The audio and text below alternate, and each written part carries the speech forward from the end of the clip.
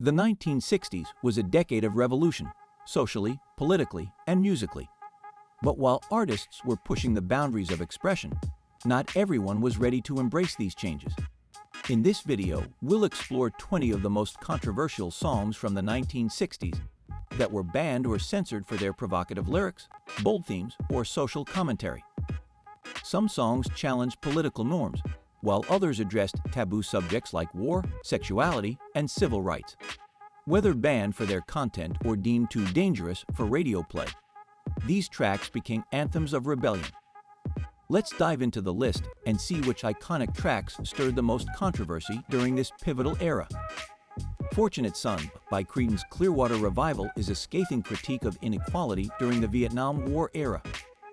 Released in 1969, it directly called out the privileged elite who dodged the draft, while working-class men were sent to fight. The song's iconic opening riff and John Fogerty's fiery vocals gave life to lyrics like "It ain't me, I ain't no senator's son," reflecting the anger of a disillusioned generation. At a time when patriotic messaging dominated the airwaves, Fortunate Son offered a stark counter-narrative, spotlighting the injustices of a system that allowed the rich and powerful to avoid the war's devastating consequences. The song was promptly banned by certain conservative radio stations, who labeled it anti-American due to its anti-war sentiment. However, the song's unflinching honesty resonated with millions who felt betrayed by their government. Despite attempts at censorship, Fortunate Son became a defining anthem of the anti-war movement and an enduring symbol of rebellion against corruption and exploitation. The song's influence transcends its era, appearing in countless films and protests decades after its release. Its timeless critique of privilege and hypocrisy ensures that Fortunate Son remains one of the most significant protest songs in rock history, encapsulating the frustration of an entire generation. Masters of War by Bob Dylan, released in 1963, is one of the most potent anti-war songs ever written. The song's stripped-down acoustic arrangement contrasts with its raw and scathing lyrics, which deliver an unrelenting indictment of those who profit from war. Dylan's verses, like "You hide in your mansion while the young people's blood flows out of their bodies," accuse arms manufacturers and political leaders of perpetuating death for personal gain. At a time when protest music was just beginning to rise in prominence, Dylan's fearless approach set a new standard for artists unafraid to call out injustice. The song was banned by some radio stations for its confrontational nature and harsh criticism, which many found too radical. However, its unapologetic message made it an enduring protest anthem, particularly during the escalating tensions of the Cold War. The song's haunting delivery and poetic craftsmanship solidified Dylan's place as a voice for social change. Over the decades, Masters of War has been revisited during times of political unrest and conflict, reminding listeners of the consequences of unchecked power. The song's brutal honesty and refusal to offer any hope or resolution set it apart as a chilling reminder of war's devastating toll. Strange Fruit by Billie Holiday is one of the most haunting and impactful songs in American history. Originally released in 1939 and reissued during the 1960s civil rights movement, the song paints a visceral picture of the horrors of lynching in the American South. Its poetic yet brutal lyrics, such as "Black bodies swinging in the southern breeze," forced listeners to confront the brutal reality of racial violence. Holiday's mournful delivery and the song's somber melody created an atmosphere that was impossible to ignore. At a time when discussing racial injustice was dangerous, Strange Fruit was a bold and courageous artistic statement. Due to its controversial subject matter, the song was banned by many radio stations, who deemed it too provocative and inflammatory.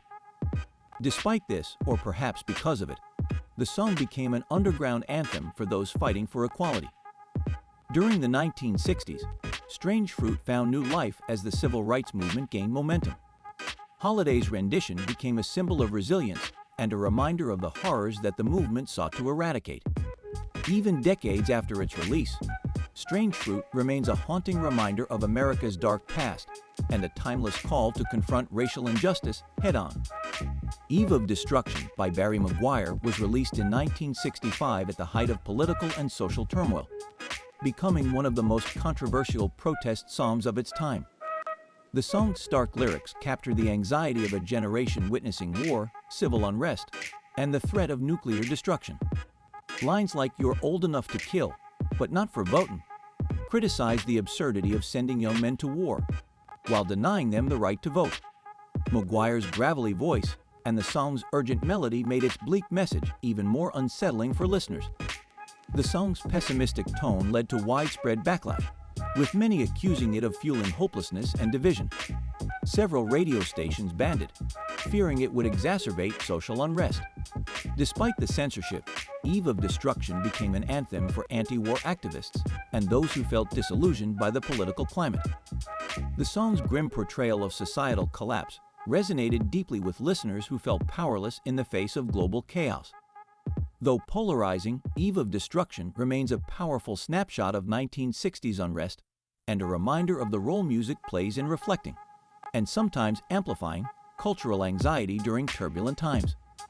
"Louie Louie" by the Kingsmen became one of the most infamous songs of the 1960s, not for its intended meaning, but because of the chaos surrounding its misunderstood lyrics. Released in 1963, the song's slurred delivery and raw garage rock sound made the words difficult to discern. This ambiguity led to widespread rumors that the lyrics were obscene and filled with explicit content. Teenagers whispered about its supposed vulgarity, while concerned parents and moral watchdogs raised alarms about its influence. The hysteria grew so intense that the FBI launched an official investigation to determine whether the song was distributing lewd material.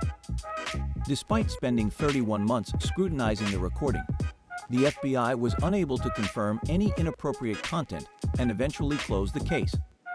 In reality, the song was a relatively innocent tale of a sailor longing for his lover, written by Richard Berry in 1955. Ironically, the controversy only boosted the song's popularity, turning it into a rebellious anthem for a generation eager to defy authority. Radio bans only fueled its mystique, making it one of the most covered and enduring songs in rock history. "Louie Louie" remains a prime example of how fear and speculation can elevate a song from obscurity to legend. "Let's Spend the Night Together" by the Rolling Stones, released in 1967, became one of the band's most controversial tracks due to its overt sexual undertones. The song's upbeat melody and Mick Jagger's charismatic delivery were overshadowed by the provocative chorus, which suggested casual intimacy, a bold move during a time when conservative values dominated mainstream culture. Major radio stations across the U.S. refused to play the song, fearing it would corrupt the youth. When the band performed live on The Ed Sullivan Show, they were pressured to change the lyrics to "Let's Spend Some Time Together." Jagger's visible eye roll during the performance became a symbol of the band's disdain for censorship. Despite the bans, the controversy only heightened the song's appeal, solidifying the Rolling Stones' rebellious image.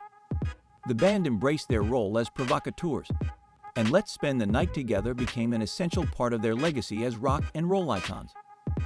Decades later, the song remains a testament to how cultural shifts in attitudes toward sexuality began to manifest in music, with the Rolling Stones leading the charge.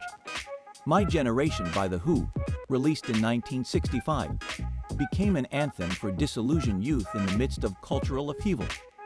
The song's iconic line, "Hope I Die Before I Get Old," expressed a defiant rejection of societal norms, resonating deeply with teenagers rebelling against a post-war world of conformity.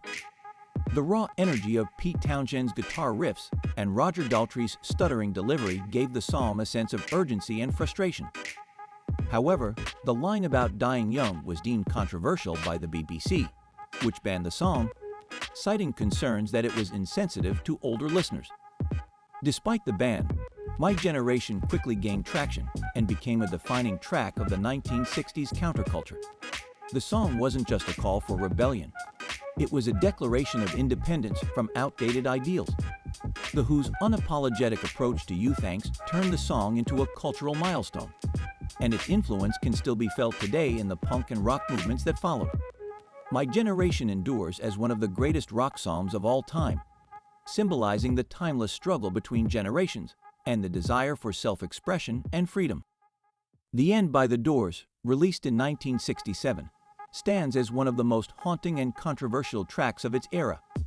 What began as a simple breakup song evolved into an epic, surreal piece spanning nearly 12 minutes, filled with cryptic and unsettling imagery.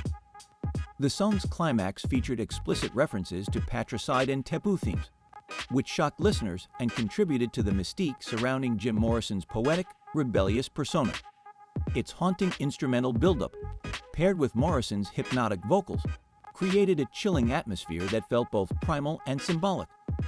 The song was banned by many radio stations for its violent and unsettling content, especially Morrison's Oedipal allusions, which were considered too provocative for mainstream audiences. Despite, or perhaps because of, its censorship, The End became a defining piece of the Doors' legacy, symbolizing the band's willingness to push boundaries and embrace darkness as a form of art. It remains one of the most analyzed and debated songs in rock history, representing Morrison's fearless dive into existential and psychological exploration. The End continues to captivate new generations, solidifying its place as a groundbreaking work of musical storytelling that dared to defy convention. A Day in the Life by the Beatles, released in 1967 as the closing track on their seminal album, Sgt. Pepper's Lonely Hearts Club Band, is widely regarded as a masterpiece. The song's sweeping structure and blend of orchestral crescendos, haunting verses, and fragmented narratives created an unprecedented listening experience.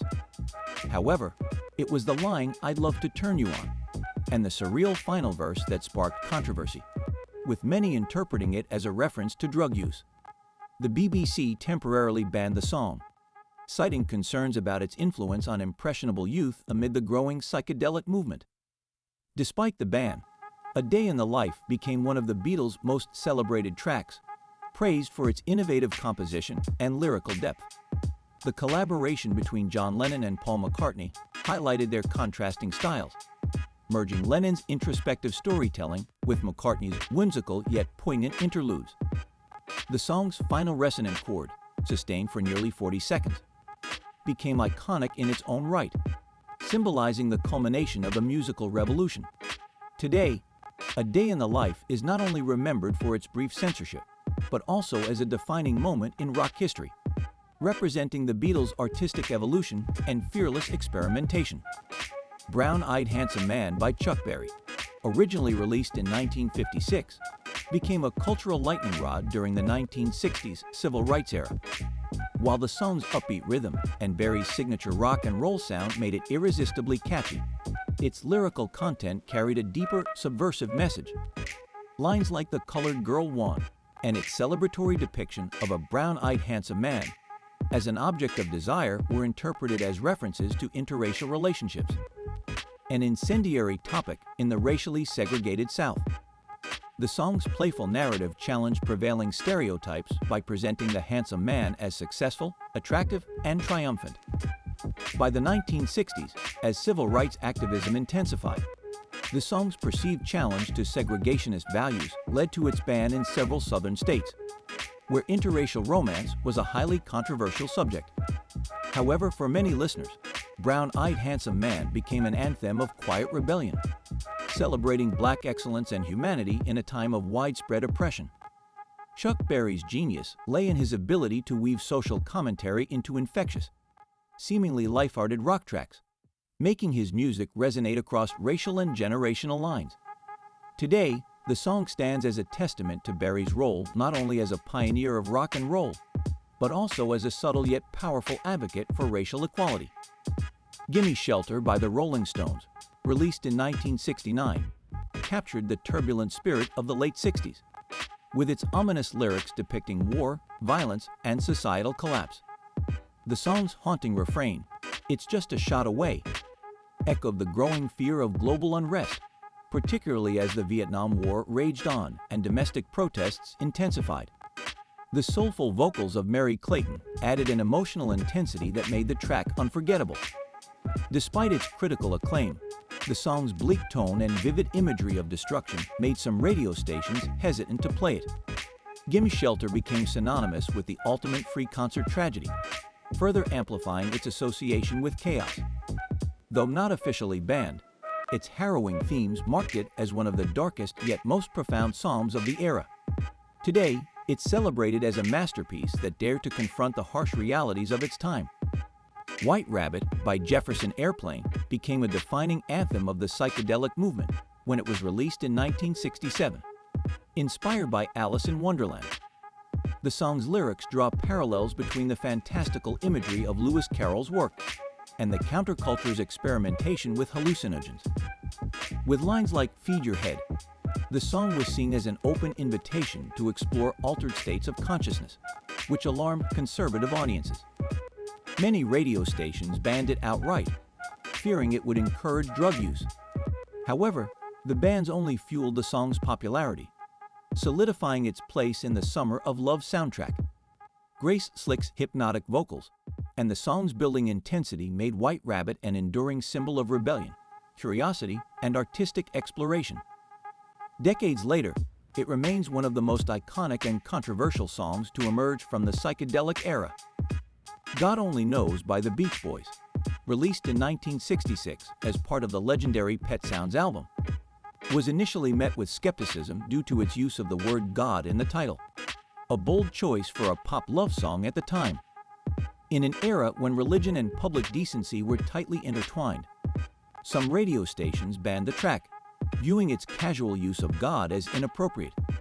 Despite the initial backlash, the song's lush harmonies and emotional depth captivated listeners, with its heartfelt lyrics expressing unconditional love and vulnerability. Over time, God Only Knows transcended the controversy and became widely regarded as one of the greatest love songs ever written. Paul McCartney famously called it the greatest song ever, a testament to its enduring impact. The Beach Boys' masterpiece not only defied the norms of the 1960s, but also set a new standard for poetic and sophisticated pop songwriting, securing its place in music history as an unparalleled expression of love and faith. Heroin by the Velvet Underground, released in 1967, is one of the most unsettling and provocative songs of its time. Written by Lou Reed, the song offers a raw, unfiltered portrayal of drug addiction, capturing the highs and devastating lows of heroin use. With its minimalist beginning and chaotic crescendo, the music mirrors the emotional and physical effects of the drug, making it both mesmerizing and uncomfortable to listen to. Unlike many songs that romanticize drug culture, Heroin was brutally honest, presenting addiction as both seductive and destructive. The song was banned by most radio stations due to its explicit subject matter, reinforcing its status as a countercultural anthem. However, it became a centerpiece of the band's identity, embraced by the underground art scene as a daring act of self-expression. Heroin wasn't written to preach or condemn. It was a reflection of harsh realities that mainstream media often avoided. Though controversial, its influence on future generations of musicians and artists is undeniable. The Velvet Underground's willingness to confront taboo subjects head-on set them apart as one of the most revolutionary bands of their time, making Heroin an enduring staple of their legacy and a haunting reminder of addiction's grip.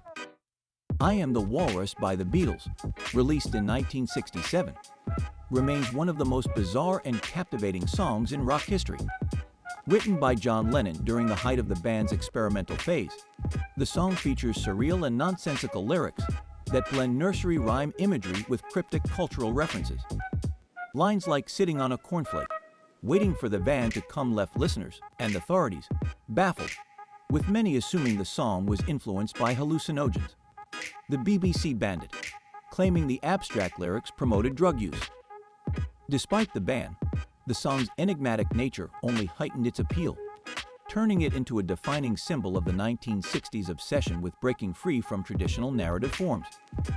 Lennon famously stated that the lyrics were meant to confuse those who tried to interpret every Beatles song as a coded message. Musically, the song is a masterpiece, featuring orchestral arrangements, eerie vocal effects, and a choir chanting absurd lines.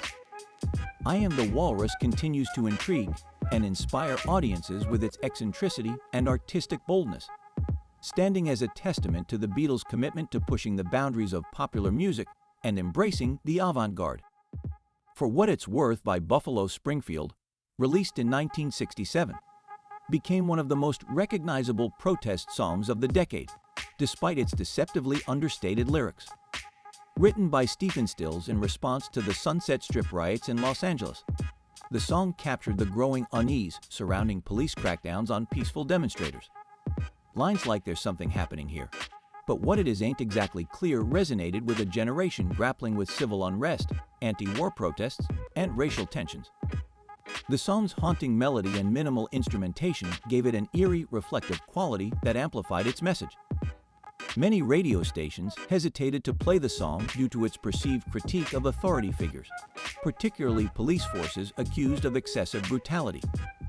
The track's ambiguity made it relatable to various social movements, turning it into an anthem for those seeking justice and change. Despite its initial censorship, For What It's Worth became an enduring symbol of peaceful resistance and remains deeply tied to the civil rights and anti-war movements. Its lasting relevance lies in its ability to capture the fear, hope, and complexity of an era defined by activism. Today, it's still played at protests and rallies, reminding listeners that history often echoes in the present.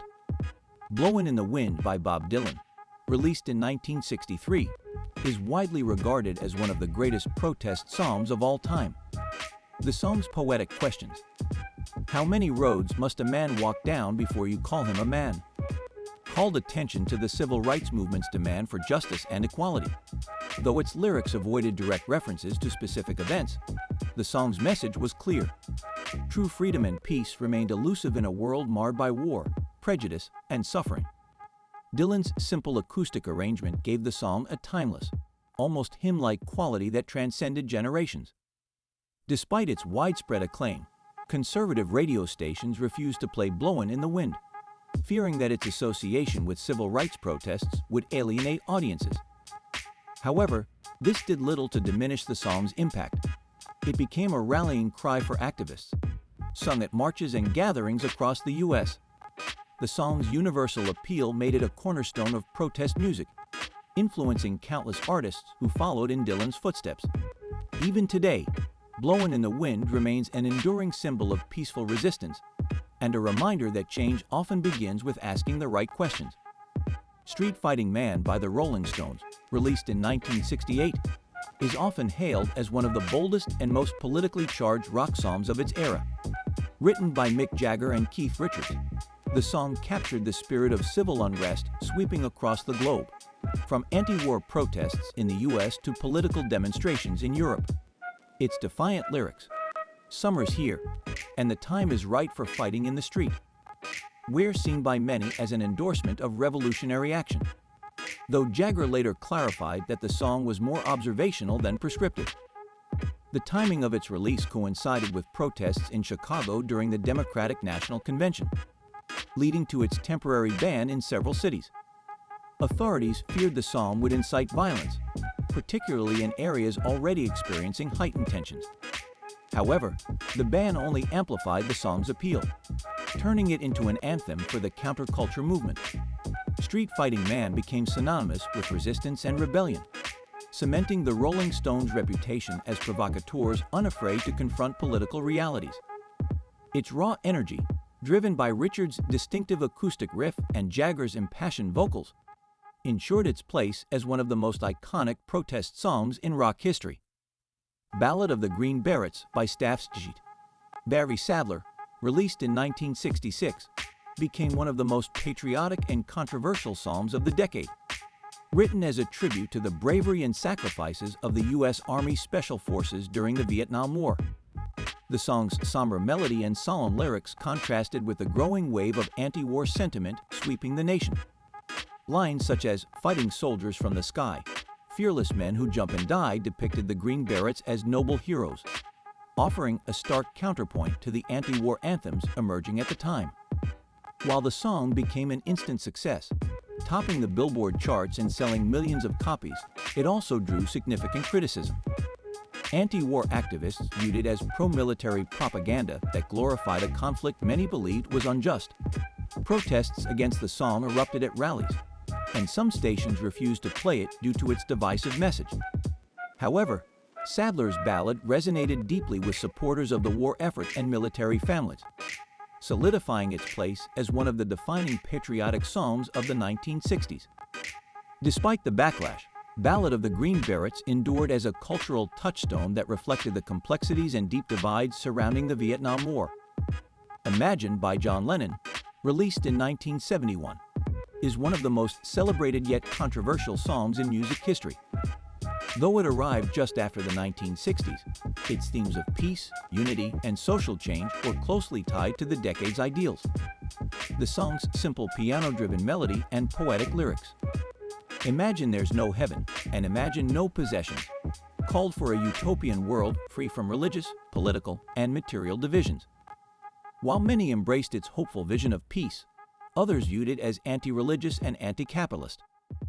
Certain conservative radio stations banned the song, fearing it would promote atheism and undermine traditional values. Despite the censorship, Imagine became an anthem for peace movements worldwide, cementing Lennon's legacy as a champion for social justice. Its enduring relevance in times of conflict and crisis has made it one of the most performed and referenced songs in history. Though critics continue to debate its message, Imagine remains a powerful reminder of the universal desire for a better, more harmonious world. Lennon's call for empathy and understanding resonates to this day, symbolizing the timeless pursuit of peace amid division. The banned songs of the 1960s serve as powerful reminders of how music can challenge the status quo and give a voice to social and political movements. Each track, whether protesting war, advocating for civil rights, or addressing taboo subjects, became more than just a melody. It became a symbol of resistance and free expression. While censorship aimed to suppress these messages, it often had the opposite effect, amplifying their impact and drawing more attention to the injustices they expose. Tracks like Blowin' in the Wind and Street Fighting Man captured the anger, hope, and defiance of an era defined by change, while songs like Louie Louie and White Rabbit pushed the boundaries of artistic freedom and self-expression. The key takeaway from these stories is that music has always reflected society's struggles and triumphs, serving as a mirror to cultural shifts and collective emotions. The censorship these songs faced didn't diminish their power. It reinforced their role as anthems of rebellion and resilience. Decades later, these tracks still resonate, reminding us of the power of art to provoke thought, spark dialogue, and inspire change. We'd love to hear your thoughts. Which of these protest songs resonates with you the most? Share your favorite in the comments and tell us how it impacted you. If you enjoyed this journey through the music history of the 1960s, don't forget to like, share, and subscribe for more in-depth explorations of the songs, stories, and artists who shaped our world. Your support helps keep these important cultural conversations alive. Thank you for tuning in. Stay inspired, stay informed, and keep the music playing.